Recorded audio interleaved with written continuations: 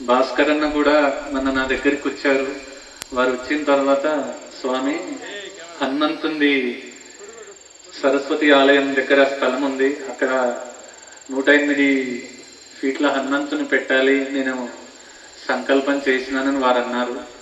అయితే నేనేమన్నా అంటే, అన్న 42 ఫీట్ల హనుమంతుని పెడదాం, కూర్చొని పెడదాం, అంతటి నిలబడి పెడతాడు హనుమంతుడు.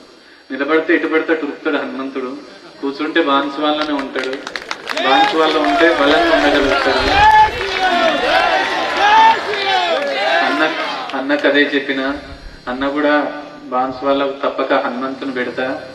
హనుమంతుని విషయం కూడా అన్నేమన్నారంటే, మీరే ఎవరికన్నా చేసే వాళ్ళకు చెప్పండి స్వామి అని వారు అన్నారు.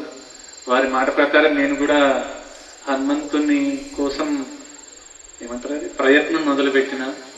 అందుకనే బాన్సువాళ్ళలో కూడా తొందరగా హనుమంతుడు వస్తాడు, బాన్సువాళ్ళు కూడా హనుమంతుడు ఉంటారు. బాన్సువాడల్లోనే హనుమంతుడు తిష్ట వేసుకుని ఉండే విధంగా భాస్కర్ అన్న చెప్పిన.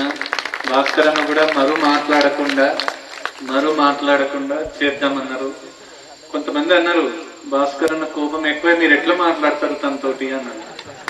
ఎట్లా మాట్లాడతారు తనతో కోపం అంటే, కోపం ఉన్న వాళ్ళ దగ్గరనే అన్నం ఉంటది, కోపం ఉన్న వాళ్ళ దగ్గరనే ప్రేమ ఉంటది. మనము యత్ భావం తద్భవతి, మనం ఏ భావంతో చూస్తే ఆ భావాన్నే కనబడుతుంది. మనలో తప్పుగా చూస్తే తప్పుగా కనబడుతుంది, మనం తప్పుగా చూడనప్పుడు తప్పుగా కనిపించదు. మనం చూసే విధానంలో తప్పు ఉన్నప్పుడు అన్ననంటే ఏమొస్తుంది, మన కర్మ బాగాలేనప్పుడు ఇంకొకనంటే ఏమొస్తుంది. మీకు అర్థమవుతుందా? శ్రీరామ్ జయ రామ్, జయ జయ రామ్.